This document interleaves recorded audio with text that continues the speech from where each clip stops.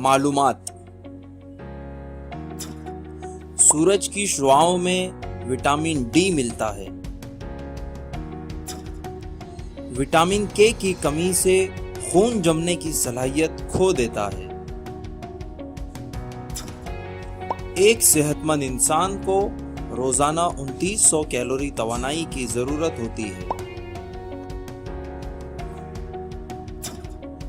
मकड़ी के खून का रंग सफेद होता है। टीबी के लिए बीसीजी का टीका लगाते हैं। रोशनी लहरों की शक्ल में सफर करती है। इलेक्ट्रिक बल्ब को आर्गॉन गैस से भरा जाता है।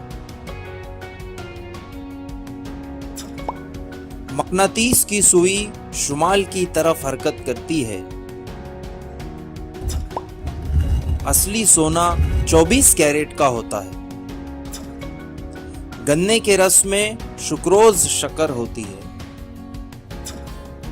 स्टैचू ऑफ यूनिटी की ऊंचाई 182 मीटर है।